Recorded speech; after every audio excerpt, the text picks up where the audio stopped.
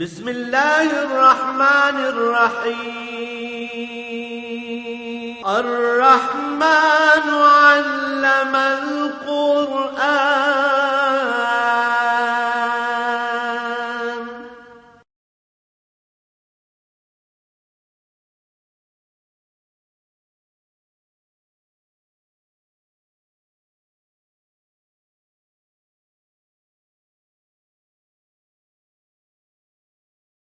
الحمد للہ رب العالمین والصلاة والسلام علی حبیبہ محمد وآلہ وصحبہ اجمعین اعوذ باللہ من الشیطان الرجیم بسم اللہ الرحمن الرحیم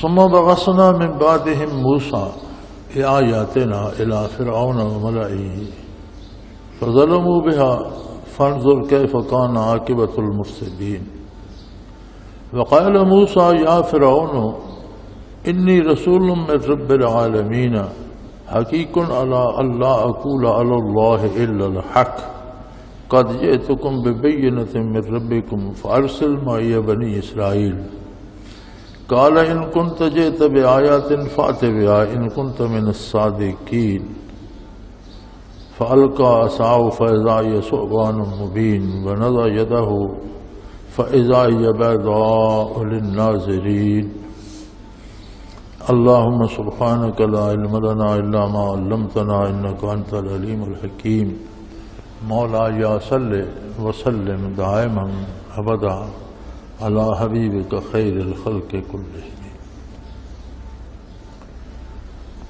فرمایا اس کے بعد ہم نے موسیٰ علیہ السلام کو اپنی نشانیاں آیات دے کر فرعون اور اس کے امراء کی طرف بھیجا. اللہ کریم رب العالمین ہے. ربوبیت کا تقاضا ہے کہ اپنی ساری مخلوق کی ساری حاجات ہر وقت ہر جگہ پوری فرمائے. فرعون اگرچہ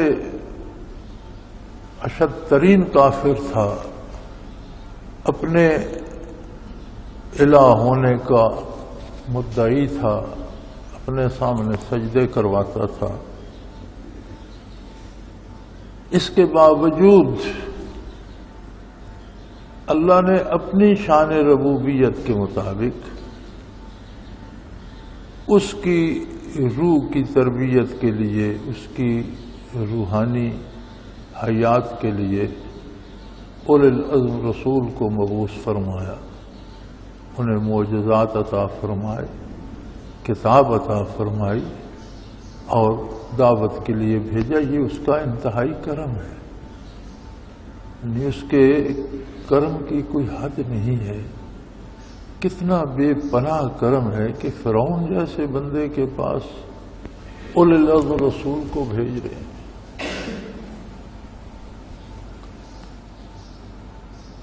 فرمایا ان لوگوں کے پاس جن کا ذکر گزر چکا، ان کے بعد ہم نے موسیٰ علیہ السلام کو معجزات عطا فرما کر فرعون اور اس کے امراء کی طرف بھیجا. اب دیکھیں موسیٰ علیہ السلام مبعوث تو فرعون کی ساری قوم کے لیے ہوئے تھے، لیکن قوم عموماً امراء قوم کے پیچھے ہوتی ہے.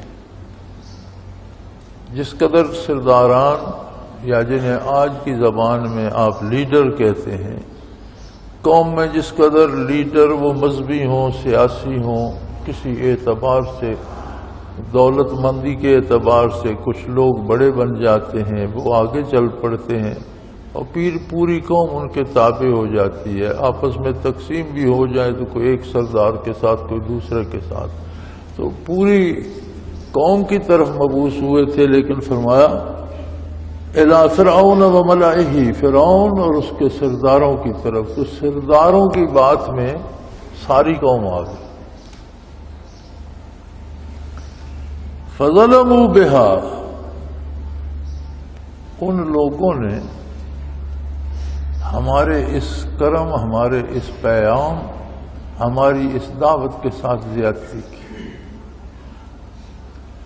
حق یہ تھا کہ وہ اپنی حیثیت دیکھتے اللہ کی عظمت کا خیال کرتے اور یہ سوچتے کہ ہم تو کافر گناہگار بدکار ہیں، وہ کتنا کریم ہے کہ ہمیں پھر دعوت دے رہا ہے اپنی طرف آنے۔ انہوں نے اس کا حق ادا نہ کیا۔ ظلم ہوتا ہے غلط کام کرنا، انہوں نے غلط کام کیا، اس کا حق ادا نہ کیا۔ جب وہ اس بات سے بھی بڑھ گئے، وہ اپنی الوہیت کا دعویٰ کرتا رہا تو اللہ نے اسے درگزر فرمایا۔ اپنے معبود ہونے کا دعویٰ کرتا رہا، اللہ نے درگزر فرمایا۔ اسے حکومت بھی نہیں چھینی، اس سے صحت بھی نہیں چھینی، اس کا روب دبدبہ بھی رہا۔ لیکن جب اس کے پاس دعوت الہی پہنچی، اللہ کا رسول تشریف لایا اور اللہ کے نبی نے اللہ کا کلام پیش کیا، دعوت دی اللہ کی طرف، جب اس دعوت کو اس نے ٹھکرایا تو فرمایا فانظر، اے مخاطب پھر دیکھ، کیف کان عاقبۃ المفسدین، فسادیوں کا انجام پھر کیا ہوتا ہے، دیکھ اے مخاطب ذرا دیکھ، غور کر کہ وہ جو صدیوں سے حکمران تھے مصر پر، فرعون بادشاہ کا لقب ہوتا تھا، ان کے نام تو کچھ اور ہوتے تھے، تو جو بادشاہ مرتا اس کی جگہ جو دوسرا بادشاہ بنتا پھر اسے فرعون کہتے۔ تو فرعون مصر معروف ہیں، مجھے یاد نہیں، کم و بیش 400 سال غالباً ان کی حکومت رہی ہے، اور یہ 400 سال اپنے معبود ہونے کا اور اپنے الہ ہونے کا دعویٰ لے کر بیٹھے رہے اور لوگوں سے سجدے کرواتے رہے، اور بڑے ظالم جابر اور سخت گیر تھے۔ قرآن کریم میں بھی آتا ہے فرعون ذی الاوتاد، وہ فرعون جو انسانوں میں میخیں گاڑ دیا کرتا تھا اور سولی پہ لٹکا دیتا، ہاتھ پاؤں کٹوا دیتا، تانبے کی ایک گائے سے بنائی ہوئی تھی، اس میں بندے کو اندر سے وہ خالی تھی، اس میں بندے کو بند کر کے نیچے آگ جلا دیتے تھے، بڑے بڑے عجیب ظلم کرتے تھے، اور لوگوں کو اس طرح سے مجبور کر کے اپنے سامنے سجدے کرنے پہ لگا رکھا تھا۔ اور اس کے ساتھ اس کے سردار، قوم کے سردار، قوم کے لیڈر شامل تھے۔ فرمایا ہم نے موسیٰ علیہ السلام کو معجزات عطا فرما کر، اپنی آیات عطا فرما کر فرعون اور اس کے سرداروں کے پاس بھیجا۔ یعنی کرم الہی کا اندازہ کیجئے کہ کتنا وسیع کرم ہے اس کا، اور کوئی بڑے سے بڑا گناہگار بھی اگر واپس آ جائے، توبہ کر لے تو معاف فرما دے۔ جب وہ اتنا کریم ہے کہ فرعون جیسے ظالم کو واپس بلانے کے لیے رسول بھیج رہا ہے، تو کوئی بندہ پھر خصوصاً مسلمان اسے احساس ہو جائے کہ مجھے غلط نہیں کرنا چاہیے، مجھے نبی کریم صلی اللہ علیہ وسلم کا اتباع کرنا چاہیے، جو غلط ہو گیا اس کا کیا کروں، توبہ کرے، آئندہ غلطی چھوڑ دے تو اللہ معاف کر دے۔ لیکن انہوں نے اس چیز کو پہچانا نہیں، فظلموا بہا، انہوں نے ہمارے پیغام کے ساتھ ظلم کیا، اس کا حق ادا نہیں کیا، اس کی اہمیت کو سمجھنے کی کوشش نہیں کی۔ فانظر کیف کان عاقبۃ المفسدین، فرمایا پھر اے مخاطب دیکھ پھر کیا حشر ہوا ان کا۔ صدیوں سے جو حکمران تھے پل بھر میں غرق دریا ہو کر تباہ ہو گئے، لو لشکروں سمیت، فوجوں اور فوجی قوت سمیت، اسلحہ اور گھوڑوں سمیت، ہر چیز سمیت نیست و نابود ہو گئے، کوئی نام لینے والا نہ رہا۔ اور یہاں فرمایا کیف کان عاقبۃ المفسدین، جو فساد کرتے ہیں۔ فساد کیا ہے؟ ہر وہ کام فساد ہے جو دین کے خلاف، جس سے اللہ اور اللہ کے رسول صلی اللہ علیہ وسلم نے روکا ہے، اس کام کا کرنا فساد ہے۔ اور یہ گناہ ایک ایسا فساد ہے جو متعدی ہوتا ہے، یعنی متعدی سے مراد ہے کہ جو پھیلتا ہے، بے شمار مخلوق کو متاثر کرتا ہے۔ ہر گناہ کا ایک اثر بندے کی ذات پہ ہوتا ہے، اس کی روح اس کے قلب پہ ہوتا ہے، اس پہ تاریکی چھا جاتی ہے۔ دوسرا اثر ماحول پہ ہوتا ہے، تیسرا اثر ارد گرد کے لوگوں پہ ہوتا ہے۔ اگر کوئی چوری کرتا ہے تو جس کی چوری کی وہ متاثر ہوا، رشوت لیتا ہے تو جس سے رشوت لی وہ متاثر ہوا، سود لیتا ہے تو جس سے سود لیا وہ متاثر ہوا، اب خود اس نے حرام کھایا، اس کی اپنی ذات متاثر ہوئی۔ پھر یہ متعدی ہوتا ہے، یہ پھیلتا ہے۔ اس کا ایک اثر فضا میں بھی جاتا ہے، جو فضاؤں کو متاثر کرتا ہے، قوم اور ملک کو متاثر کرتا ہے۔ روح زمین پہ اس کا اثر پھیلتا ہے۔ ظہر الفساد فی البر والبحر بما کسبت ایدی الناس، لوگوں کے کرتوتوں کی وجہ سے خشکیوں پر، سمندروں میں فساد پیدا ہو جاتا ہے، زمین پہ لڑائیاں لگ جاتی ہیں، سمندروں میں طغیانیاں آ جاتی ہیں، ہر طرف تباہی پھیل جاتی ہے۔ اس کا سبب کیا ہوتا ہے؟ جو لوگ اللہ کی نافرمانیاں کرتے ہیں وہ اس فساد کا سبب ہوتے ہیں۔ اور پھر ہوتا یہ ہے کہ انجام کار اللہ انہیں تباہ کر دیتے ہیں۔ فرمایا یہ دیکھ لو فساد کرنے والوں کا انجام کیا ہوتا ہے۔ آگے وہ پورا قصہ خود اللہ کریم نے بیان فرما دیا۔ وقال موسیٰ یا فرعون انی رسول من رب العالمین، موسیٰ علیہ السلام نے فرمایا اے فرعون، میں اس ہستی کی طرف سے بھیجا گیا ہوں جو تمام جہانوں کا پالنہار ہے، جو سب جہانوں کو پال رہا ہے، میں اس کی طرف سے بھیجا گیا ہوں۔ اور رسول، نبی اور پیغمبر جو ہوتا ہے وہ براہ راست علم حاصل کرتا ہے ذات باری سے۔ اللہ کی ذات کیسی ہے، اس کی صفات کیا ہے، وہ کس بات پہ راضی ہے، وہ کس بات پہ ناراض ہوتا ہے، یہ کائنات اس کی ہے، اس میں رہنے کے لیے کیا ضابطے، کیا قاعدے ہیں، کون سی چیز کس طرح حاصل کرنا جائز ہے اور کس طرح لینا جائز نہیں ہے، پھر اسے کس طرح استعمال کرنا ہے، کس حد تک آپ جا سکتے ہیں، کس سے آگے نہیں جا، یہ سارے علوم انبیاء لیتے ہیں۔ اور ان علوم میں کوئی الف بے جیم لکھا پڑھا نہیں جاتا۔ انبیاء کو اللہ کریم کتابیں نہیں پڑھاتے، انبیاء کو کوئی گنتیاں نہیں گنواتے، بلکہ من جانب اللہ علوم ان کے قلوب میں القاء ہوتے ہیں۔ اللہ ان کے قلوب کو علوم کا خزانہ اور سمندر بنا دیتا ہے، وہ ساری باتیں ان کے قلوب میں آ جاتی ہیں، وحی کے ذریعے آئیں، القاء کے ذریعے آئیں، الہام کے ذریعے آئیں۔ اور اسی طرح انبیاء کے ساتھ جو لوگ مخلص ہوتے ہیں اور خلوص دل سے ان کا اتباع کرتے ہیں، جن کے دل نبی کے قلب اثر کے سامنے آ جاتے ہیں، ان کو بھی علوم بارگاہ نبوت سے اس طرح عطا ہو جاتے ہیں۔ اسی کو علم لدنی کہتے ہیں، وہ علم جو اللہ اپنے پاس سے دے دیتا ہے۔ تو اس قصے میں بھی آگے جادوگروں کا ذکر آ رہا ہے، انہوں نے کس طرح علوم حاصل کر لیے۔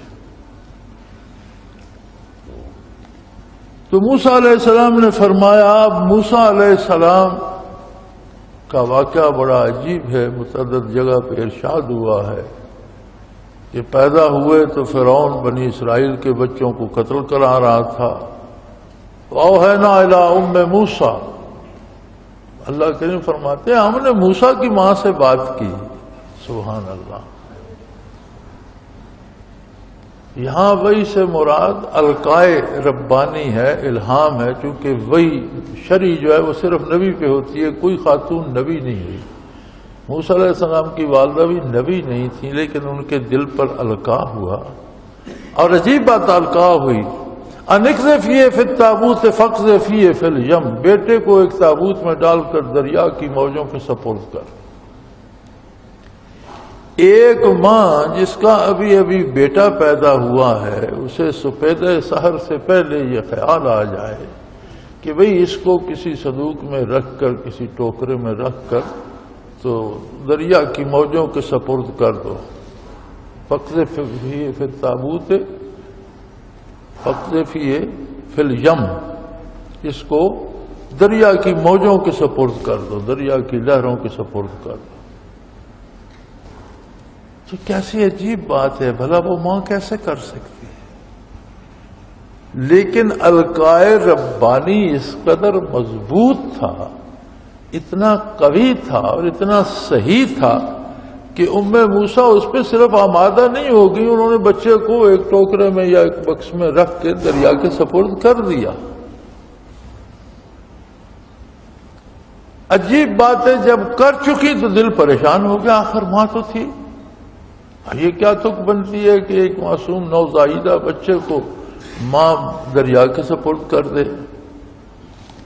اللہ کریم فرماتے ہیں وَرَبَطْنَا عَلَىٰ قَلْبِهَا، جب وہ گھبرائیں کمزور پڑی ہم نے ان کے دل سے رابطہ کر لیا، مضبوط کر دیا دل کو.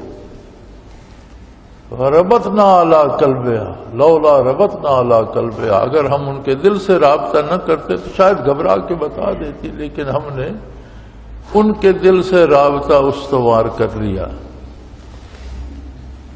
فرعون نے نکالا، پھر فرعون کے ہاں پلے، پھر ان کے ہاتھ سے قبطی مارا گیا، پھر بھاگ گئے، شعیب علیہ السلام کے پاس رہے، ان کی بیٹی سے شادی ہوئی، اولاد ہوئی، واپس آئے، وادی طوا میں خطاب الہی سے سرفراز ہوئے، نبوت کا اعلان فرمانے کا حکم ہوا کہ فرعون کے پاس جاؤ. انہوں نے اس کی بار الہ، میری زبان میں بھی لکنت ہے اور میرے ذمے ان کا ایک قتل بھی ہے، تو بات سننے سے پہلے ہی گردن نہ اڑا دیں، میرے بھائی کو بھی میرے ساتھ کر دیجئے، وہ افصح منی لسانہ، وہ ذرا بات واضح کر کے کر سکتے ہیں.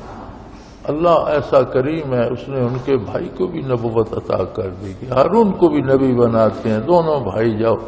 اب فرعون ایک ایسا شہنشاہ ہے جس کی دھاک سے ارد گرد کی سلطنتیں بھی لرزتی، اور خود اپنی الوہیت کا مدعی ہے کہ میں معبود ہوں، مجھے سجدے کرو.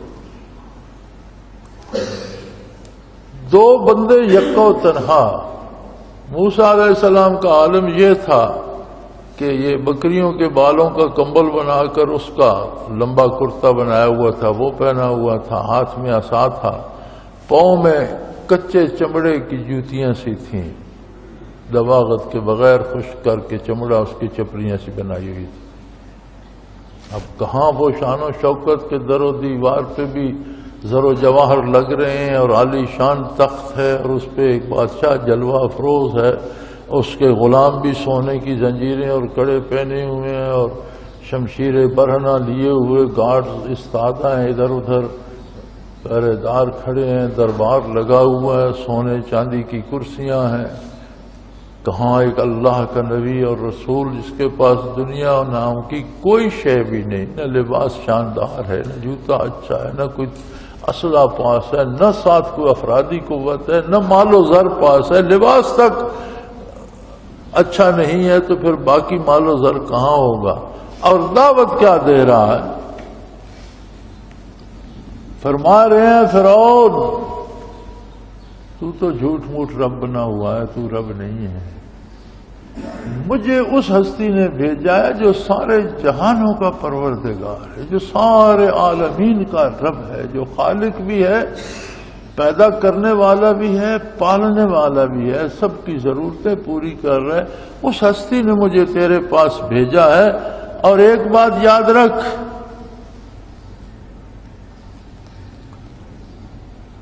حقیقن لا اللہ اقول علی اللہ الا الحق، یہ پکی بات ہے کہ میں اللہ پر جو کچھ کہوں گا وہ حق کہوں گا، حق کے سوا کچھ نہیں.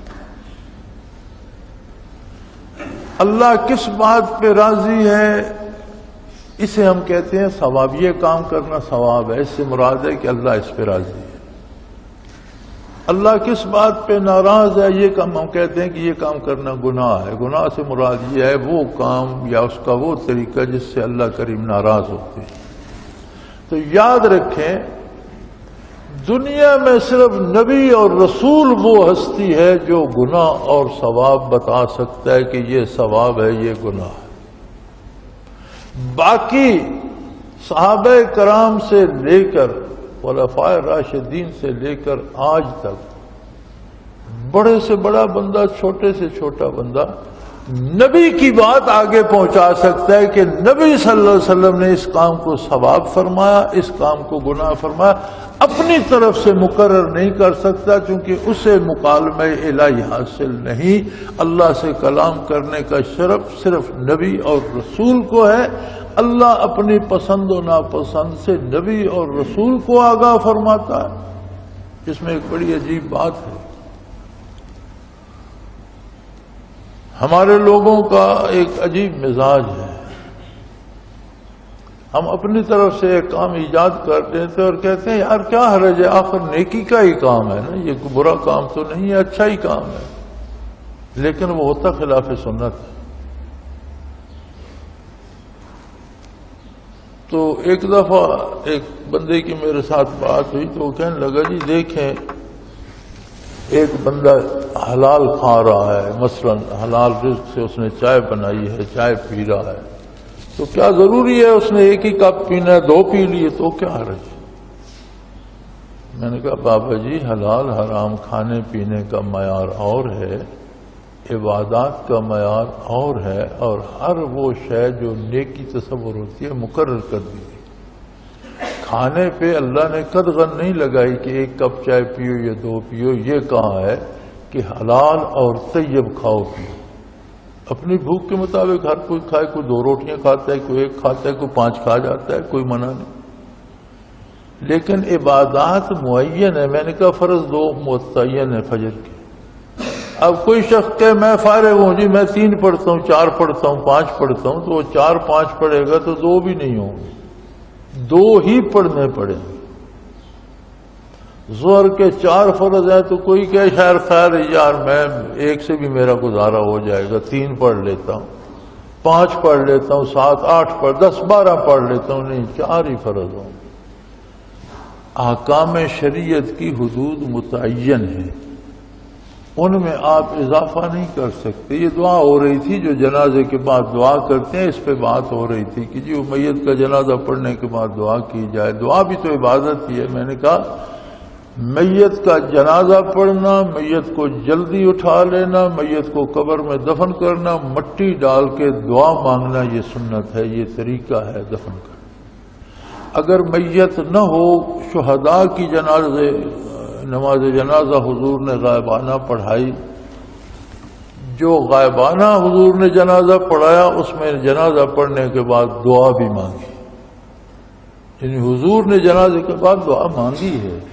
لیکن جب میت نہ تھی، شہداء دفن ہو گئے جہاں شہید ہوئے تھے، اطلاع آئی حضور نے شہداء کا جنازہ پڑھایا، غالباً غزوہ جنگ موطا میں تھے، شاید مجھے صحیح یاد نہیں. تو غزوہ موطا میں تھے جہاں 7 اکابر صحابی شہید ہوئے تھے. جب شہادت کی اطلاع پہنچی حضور صلی اللہ علیہ وسلم نے غائبانہ نماز جنازہ پڑھی. شاہ نجاشی فوت ہوئے تو ان کی بھی نماز جنازہ حضور نے غائبانہ پڑھی، اور جنازہ پڑھنے کے بعد دعا فرمائی کہ فارغ ہو کے جنازہ پڑھ کے میت تو دفن کرنا نہیں. اور حضور کی زندگی میں بے شمار صحابہ صحابیات فوت ہوئے، ایسے خوش نصیب جن کا جنازہ خود حضور نے پڑھایا. جنازہ پڑھانے کے بعد میت اٹھوایا، قبر میں اتارا، مٹی ڈالنے کے بعد دعا فرمائی. تو طریقہ یہ ہے شریعت کا کہ جنازہ پڑھ کے میت کو فوراً اٹھا لو، قبر میں رکھو، مٹی ڈالو، مٹی برابر کر کے دعا کرو. تو اگر آپ کہیں خیر ہے جی دعا درمیان میں تو جو کام نبی صلی اللہ علیہ وسلم نے نہیں کیا اس سے آپ ثواب کہتے ہیں، تو یہ تو اللہ پر بہتان ہے. یہ اللہ پر جھوٹ بولنے کے برابر ہے. جس کام کو حضور نے ثواب نہیں فرمایا اس کو ثواب کہنا اللہ کریم پر جھوٹ بولنے کے برابر ہے. اسی طرح ایک وبا اور عام ہو گئی ہے، یہ سیاسی طور پر ہوئی تھی. الیکشن آ گئے تھے، مجھے اچھی طرح یاد ہے. تو جماعت اسلامی کے مقابلے میں مولانا شاہ احمد نورانی نے یہ ایجاد کی تھی کہ یہ اذان کے ساتھ صلاۃ و سلام پڑھو، یہ جماعتی وہابی ہیں، یہ نہیں پڑھتے، وہابی کو ووٹ مت دو۔ یہ وہ الیکشن سٹنٹ شروع ہوا تھا، ورنہ ہمارے جوانی بڑھاپے تک آنے تک کوئی نہیں تھا، یہ اس الیکشن میں ہوا۔ تو وہ پورے ملک میں ایک وبا پھیل گئی، جی اذان کہنے سے پہلے صلاۃ و سلام پڑھو۔ بارگاہ رسالت میں حضور کے روبرو بیٹھے ہوئے کسی صحابی کی آواز بلند ہو جائے تو اللہ فرماتے ہیں میں تمہاری ساری نیکیاں ضبط کر دوں۔ تو یہاں سے لاؤڈ سپیکر پر شور کرنا یا رسول اللہ، اس کا کیا ہوگا؟ اور پھر بڑی عجیب بات ہے، جو لوگ یہ پڑھتے ہیں وہ یہ سمجھتے ہیں کہ حضور ہر وقت ہر جگہ حاضر ناظر ہیں، گویا یہ حضور کے سامنے پڑھ رہے ہیں۔ اپنے عقیدے کے مطابق ہمارا عقیدہ یہ ہے کہ کائنات کی ساری خبر جب چاہے جو چاہے اللہ حضور کی بارگاہ میں پہنچائے، یہ اللہ کا کام ہے۔ حضور کے علوم کائنات میں اللہ کے بعد سب سے زیادہ ہے، حضور کی وسعت نگاہ سب سے زیادہ ہے۔ جس طرف توجہ فرمائیں جو چیز اللہ دکھا دے، جس طرف توجہ فرمانا چاہیں، اللہ کی طرح ہر جگہ حاضر و ناظر ہونا، یہ اللہ کی شان ہے۔ اللہ کے بعد ساری عظمت محمد الرسول اللہ کے لیے ہیں، لیکن اللہ کے بعد اللہ ہر طرح کی شراکت داری سے پاک ہے، اس جیسا کوئی دوسرا نہیں، نہ ذات میں نہ صفات میں۔ یہی تعلیم ہے محمد الرسول اللہ۔ تو اب اگر کوئی حضور کو حاضر ناظر بھی سمجھتا ہے اور لاؤڈ سپیکر پر السلام علیکم یا رسول اللہ کہتا ہے، تو مجھ سے ایک لڑکے نے ایک دن پوچھا تھا، تو میں نے کہا ذرا ایسا کرو، مسجد سے تمہارا گھر کتنے دور ہے؟ کہنے لگا جی ایک دو گھر چھوڑ کر ساتھ ہی ہے۔ میں نے کہا والد حیات ہیں نا؟ جی ہیں، بیمار ہیں تھوڑے سے، گھر میں ہیں۔ میں نے کہا ایک دن مسجد کا سپیکر آن کر کے اسی طرح اسی زور سے انہیں سلام کہو 10-12 دفعہ، السلام علیکم ابا جی، ابا جی سلام علیکم، ابا جی سلام۔ گھر جا کر پوچھنا، ابا تمہیں مسئلہ بتا دے گا، کتنا خوش ہوتا ہے تم سے، ذرا جا کر پوچھ لینا۔ تو یہ اس طرح کی چیزیں جو جن لوگوں نے رائج کی اور جو کہتے ہیں یہ ثواب ہے، یہ اللہ پر جھوٹ باندھنے کے مطابق جرم ہے۔ یہ اتنا بڑا جرم ہے، بدعات کو، رسومات کو ثواب کہنا یہ ظلم ہے، اور اللہ پر جھوٹ باندھنا ہے۔ یہ بتانا صرف اللہ کے نبی کا کام ہے۔ انہوں نے فرمایا حقیق اللہ اقول علی اللہ الا الحق، میں اس بات پر پکا ہوں کہ اللہ کے ذات کے بارے سوائے حق بات کے کچھ نہ، میں وہی بات کہوں گا جو میرے اللہ نے مجھے کہنے کا حکم دیا ہے۔ قد جئتکم ببینۃ من ربکم، میں تمہارے پاس اللہ کی طرف سے دلائل لے کر آیا ہوں، میرے پاس دلائل ہیں، میرے پاس معجزات ہیں، میرے پاس اللہ کا کلام ہے، میرے پاس اللہ کے احکام ہیں، واضح دلائل لے کر آیا ہوں۔ اور اگر تم مسلمان نہیں ہونا چاہتے تو اس میں بھی جبر نہیں ہے، اللہ نے تم پر کوئی زبردستی نہیں کی ہے۔ لیکن جو ظلم تم بنی اسرائیل پر کر رہے ہو، اور جس طرح سے ان کے بچوں کو یا ان کے لوگوں کو قتل اور قید کر رہے ہو، جس طرح ان سے بیگار لے رہے ہو اور ان پر جو مظالم رات دن ڈھا رہے ہو، تو کم از کم تم یہ کرو کہ بنی اسرائیل کو اجازت دے دو، میں انہیں لے کر یہاں سے کہیں نکل جاتا ہوں، تمہاری سلطنت سے ہم باہر چلے جاتے ہیں۔ ان پر ظلم کرنا تو بند کر دو، اگر تم اسلام قبول کرو تو بہت اچھی بات۔ لیکن اگر تمہاری قسمت میں یہ نہیں ہے اور تم قبول نہیں کرتے، تو جس مخلوق پہ اتنے مظالم توڑ رہے ہو اس کو یہ اجازت صرف دے دو، میں انہیں یہاں سے لے کر تمہارے ملک سے باہر چلا جاتا ہوں۔ فارسل معی بنی اسرائیل، تو بنی اسرائیل کو میرے ساتھ بھیج دے۔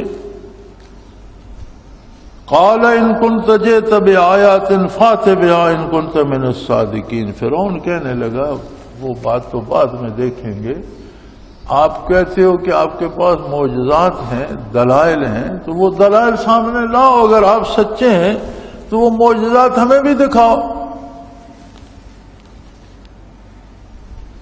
فَأَلْقَىٰ عَصَاهُ فَإِذَا هِيَ ثُعْبَانٌ مُّبِينٌ، انہوں نے اپنے ہاتھ کی وہ لاٹھی، جو عام لاٹھی تھی، ہاتھ میں پکڑی تھی، دو شاخہ لاٹھی تھی، زمین میں پھینک دی۔ فَإِذَا هِيَ ثُعْبَانٌ مُّبِينٌ، بہت بڑا اژدہا بن گیا۔ وَنَزَعَ يَدَهُ فَإِذَا هِيَ بَيْضَاءُ لِلنَّاظِرِينَ، اور انہوں نے اپنا ہاتھ بغل میں دے کے اس طرح نکالا تو وہ منور ہو گیا، اس نے سارا ماحول روشن کر دیا، جس طرح چاند طلوع ہو جاتا ہے، سارے کمرے کو روشن کر دیا۔ قال الملأ من قوم فرعون ان هذا لساحر علیم۔ اب سنت الہی یہ ہے کہ جس زمانے اور جس عہد میں کوئی نبی اور رسول مبعوث ہوتا ہے تو اس عہد کا لوگوں کے پاس جو کمال ہوتا ہے اسی کمال کے معجزات اس کو عطا کیے جاتے ہیں۔ موسیٰ علیہ السلام جب مبعوث ہوئے تو فرعون کے زمانے میں جادو زوروں پر تھا، تو ایسے معجزات عطا کیے گئے کہ جادوگر ویسا نہیں کر سکتے۔ عیسیٰ علیہ السلام مبعوث ہوئے تو زمانے میں طب زوروں پر تھی اور بڑے بڑے فلاسفر اور حکیم اور اتباع تھے، تو انہیں مردے کو زندہ کرنے کا معجزہ دے دیا گیا، کوڑی کو ٹھیک کرنے کا معجزہ دے دیا گیا، مادرزاد اندھے کی آنکھیں بینا کرنے کا معجزہ دے دیا۔ یعنی جہاں طب نہیں پہنچ سکتی تھی، انسانی عقل اور انسانی کردار کی رسائی وہاں نہیں تھی، تو اس حساب سے معجزات ہوتے ہیں۔ تو وہ زمانہ چونکہ جادوگروں کا تھا، تو فرعون نے جب وہ اژدہا دیکھا اور ہاتھ کو چمکتے دیکھا تو اس نے سرداروں کی طرف، اہل دربار کی طرف دیکھا کہ بھئی اس کا کیا، یہ کیا دیکھ رہے ہو؟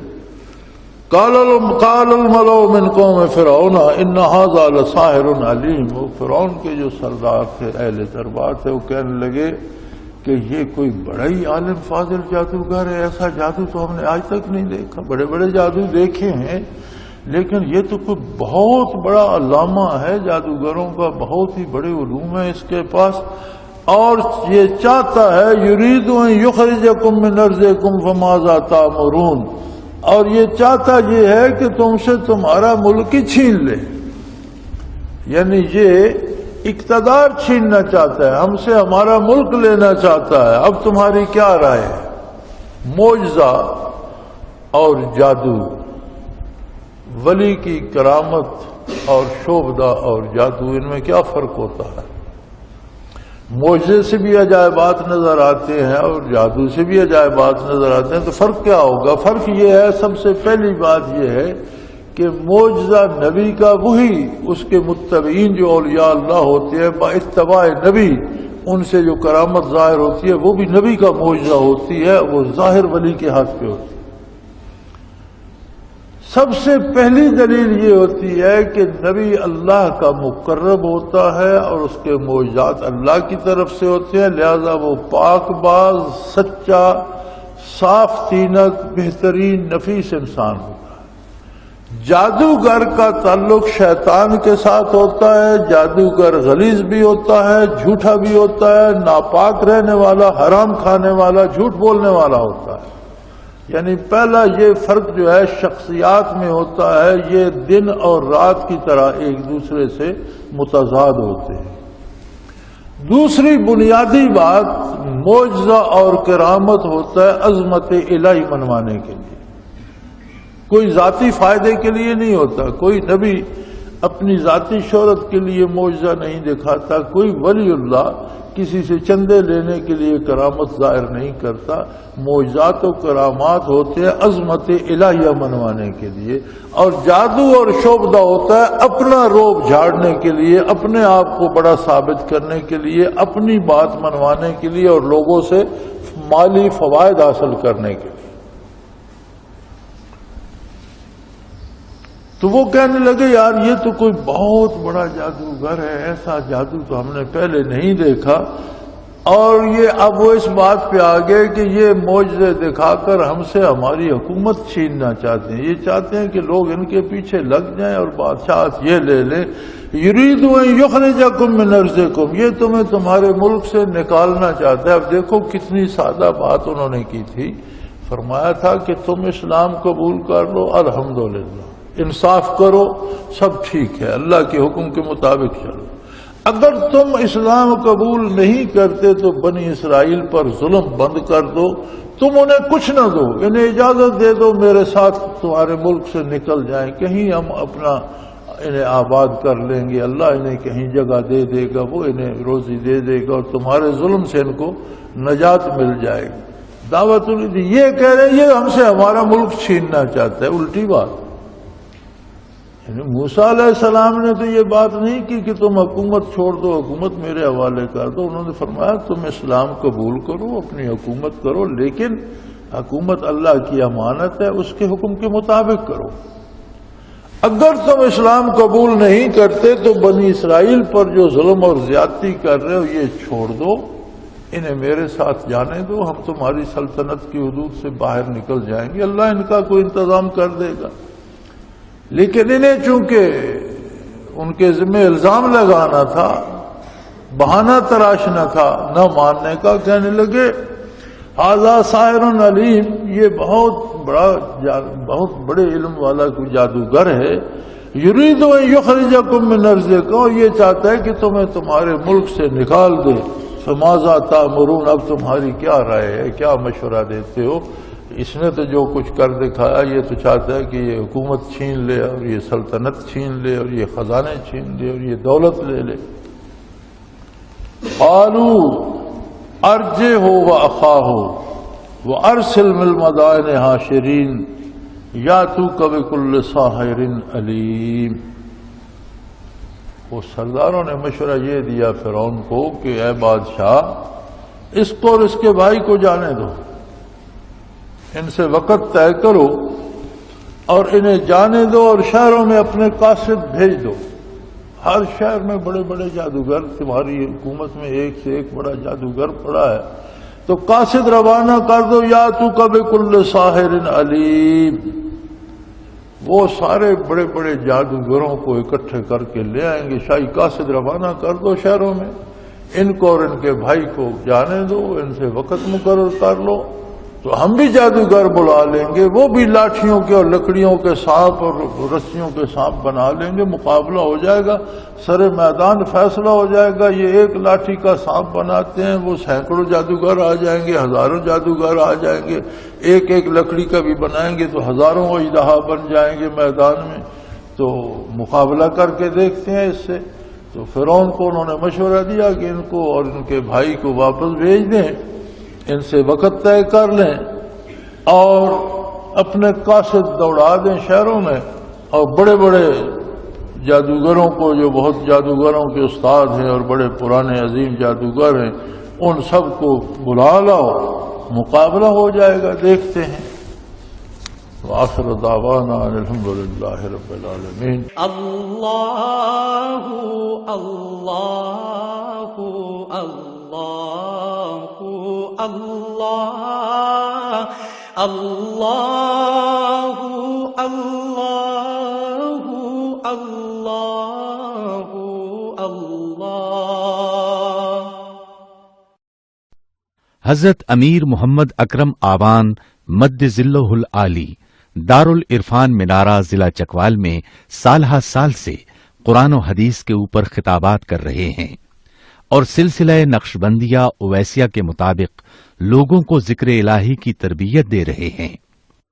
وہ قرآن پاک کی تفسیر ترتیب وار بیان کر رہے ہیں. تفسیر قرآن کو وہ موجودہ ملکی اور بین الاقوامی حالات کے مطابق بیان کرتے ہیں. موٹر وے سے کلر کہار کے انٹرچینج سے نکلتے ہوئے کلر کہار کی جھیل سے ہوتے ہوئے میانی، بوچھال اور نور پور سے گزرتے ہوئے دارالعرفان منارہ پہنچ سکتے ہیں. حضرت امیر محمد اکرم آوان نے بچیوں اور بچوں کی دینی اور دنیاوی تعلیم کے لیے سقارہ اکیڈمی کے نام سے ایک درسگاہ بھی قائم کی ہے، جس کا افتتاح मुल्क पाकिस्तान के सदर जनरल मोहम्मद ज़ियाउल हक ने अपने दस्ते मुबारक से किया था। वो तमाम अहबाब जो इस्लाम की तलब रखते हैं उनसे गुजारिश है कि दारुल इरफान मिनारा जिला चकवाल में अमीर मोहम्मद अकरम आवान साहब के खिताबात से मुस्तफीद हों। वो हर जुमे को नमाज से पहले बयान फरमाते हैं। हर माह की पहली इतवार को माहाना इज्तिमा होता है जिसमें आप खुसूसी खिताब फरमाते हैं और पाकिस्तान के चारों सूबों से अहबाब इस इज्तिमा में शिरकत करते हैं। इसके अलावा यहाँ साल में 2 मरकजी इज्तिमात भी होते हैं, एक रमजानुल मुबारक में एतिकाफ का इज्तिमा और दूसरा जुलाई और अगस्त में 40 दिन का इज्तिमा होता है जिसमें रूहानी तरबियत की जाती है। अपना खून सीमाब देकर इतना हम कर जाएंगे, नाम आका का चमन में फिर रकम कर जाएंगे।